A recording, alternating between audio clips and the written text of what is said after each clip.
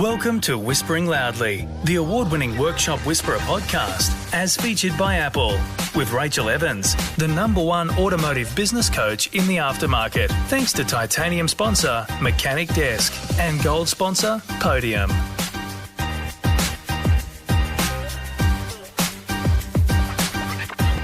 Whispering Loudly is the Workshop Whisperer podcast. Hey, how's it going? I'm producer Mel, and we're joined by Rachael Evans today and a very special guest, Nick Dal Santo. Now, he first came onto the AFL scene after being drafted to St Kilda at the end of 2001, making his debut in the 2002 season. Since then, he did not look back, playing over 320 games in his career as a successful midfielder. He was selected in the All-Australian team 3 times in 2005, 2009 and 2011. Nick is well regarded and admired for his leadership, engaging in coaching and donating his time to charity and community work. Following his sporting career, Nick has delved into the world of leadership, speaking and media presenting, and we are so super grateful to have you here today. Thank you so much for joining us, Nick. Lovely to be here. That was a nice summary of my last 20 or so years. I'd ask you to keep going, but we might run out of time. How did we get it into such a little nutshell, right? You must have just been having a movie replay in your head of all of your life so far. Well, it's nice to go back over everything that you've sort of done. You know, you enjoy all those moments, and particularly as an athlete, you rarely get to look back and enjoy and I guess celebrate some achievements that you've had along the way. So I don't get those introductions very often, so I will enjoy it while I can. And Nick, as Mel said, so excited to have you on with us today. Even though we've just heard that amazing introduction, what would you like our Whispering Loudly fans to know about you? Well, I'm originally from the country, so I grew up in Bendigo, which is country Victoria. I was an avid sports lover.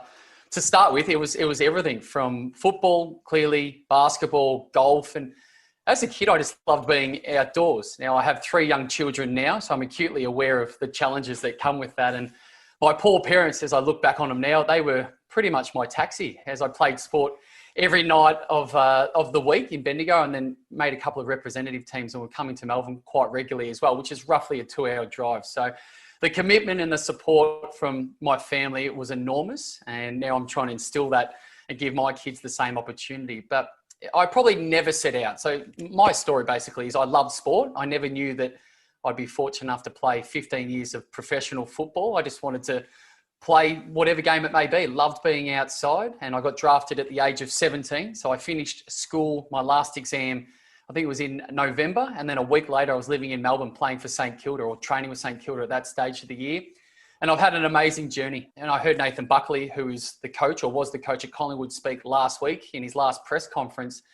And a lot of the things that he said was the way that I felt. I felt extremely fortunate that I got to do and wake up every morning getting to do something that I absolutely loved. Like everything, it has its ups and downs. There was days that they were challenging, and there was days that I wished I wasn't a footballer, but I knew deep down it's what drove me. It gave me a purpose in my life, and I was so fortunate. And then since then, I've been out of the game for about 5 years. I've been really fortunate to do some other things outside of footy. And speaking about balance and some of the challenges that we are all going through, I've got 3 young kids and a wife that works extremely hard. So that probably keeps me grounded more than anything. Yes, and before we get onto your sort of outside of footy goings on, Mel mentioned in your introduction that you were selected for the All-Australian team 3 times.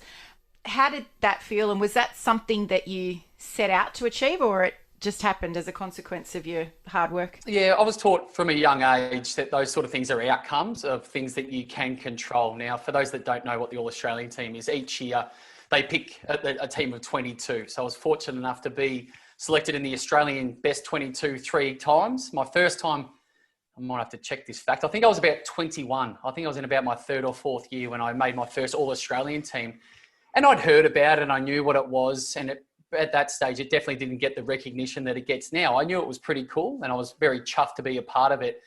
But as I said before, you sort of, in your football career, you can never rest on your laurels. You can never sort of enjoy that moment for too long, knowing that there's another training session, there's another game or another whole season to get ready for. But I probably sit here now and look back at those 3 occasions and are humbled in a lot of ways. I look at the guys that were in those teams, I was really fortunate to play in a good team, particularly at St Kilda for an era where we were playing finals regularly. Life was pretty good. We won a lot of the time. And then my last 3 years, I went to North Melbourne and had a change of scenery, and we were fortunate to play some finals there as well. So those three things I'm really proud of. You don't get to pat yourself on the back, and I don't do it very often, but I do have those three. You get a trophy on that particular night. So I've got 3 trophies in a special place in the house that every now and then I just walk past, and you just feel a bit of pride and that you might have achieved something small in your playing career. Walk past and go, oh, that was me. That's right. Yeah. Well, I tell my children regularly that because they didn't get to see me play, they were too young. Yeah. I said, Dad was okay at football at one stage. I used to be able to run a little bit. And I used to be able to kick a football, but it doesn't seem to faze them too much. I'm sure there's plenty of video footage that you'll be able to pass on to them in due course if they're not already onto it. I come across my husband watching replays on the weekends in between games of, games from 2004. I'm like, why? Why are you doing that? We call that the good old days.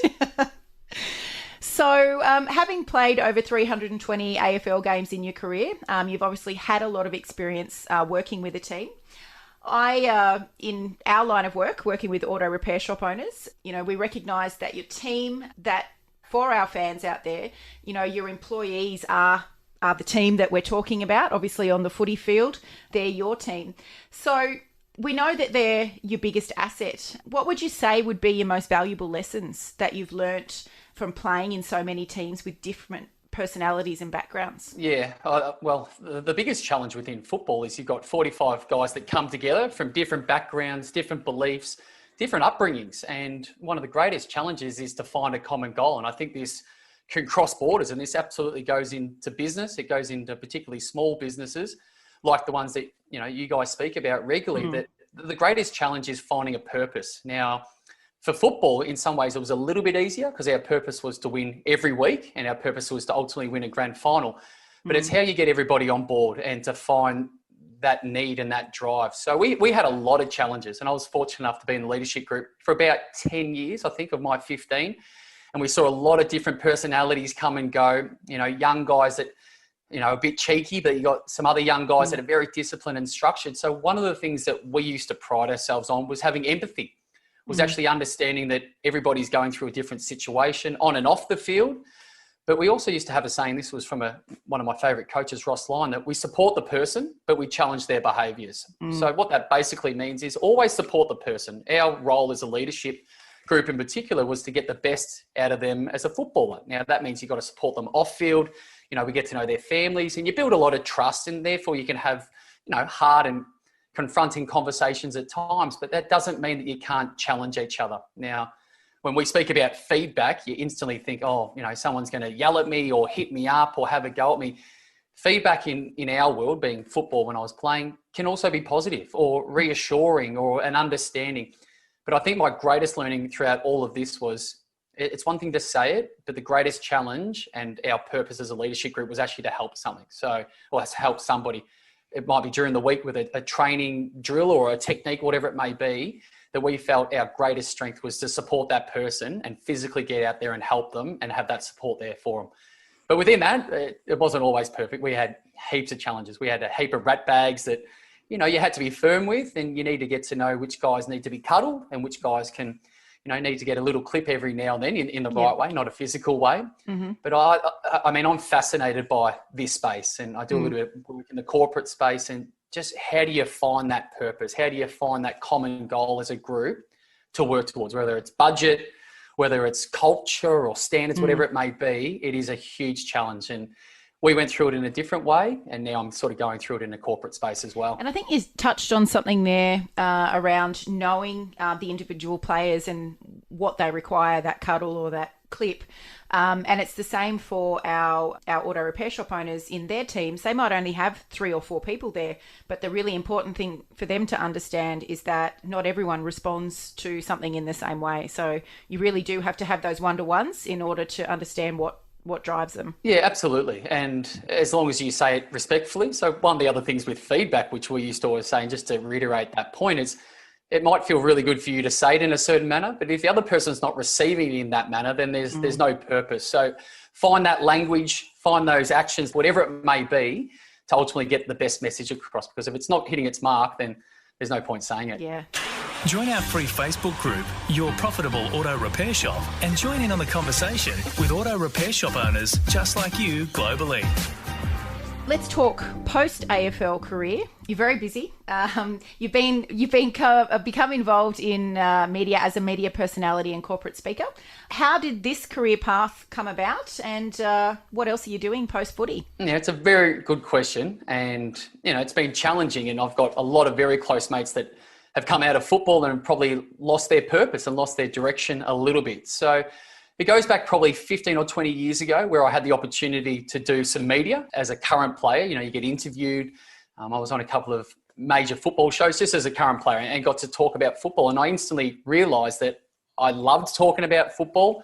I felt like I could share some insights, but I also loved watching football. So it wasn't like a completely different path for me. And then probably in my last 4 to 5 years of football, I thought if I am fortunate enough, whenever I may finish to get into the media, be it TV or television or print, I probably need to do some extra education. So I sourced out a couple of short courses.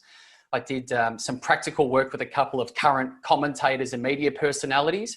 And I started to go away and actually think, if I am fortunate enough to get a role in the media, I want to be well equipped. And I want to put my name at the front of that list, if it was between me and some other people, to think, well, at least Nick's done a little bit of work in this space. So and I was extremely fortunate. I still feel like that 4 or 5 years on, that I work at Fox Football, which is television, and I work at a radio station called SEN, which is 24-hour sport, which is right up my alley. Woo-hoo!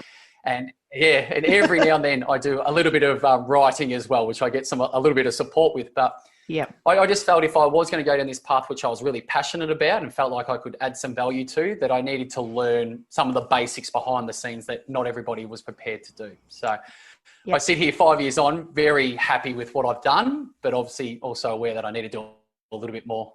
Nice. In 2020, you also started your own podcast, The Hack and the Hero, with your mate Andrew Fitzpatrick. Tell us about that. Yeah, it's an interesting one. So this has sort of been in the making for about 3 or 4 years, and it was just coincidental last year that we did it and then started lockdown.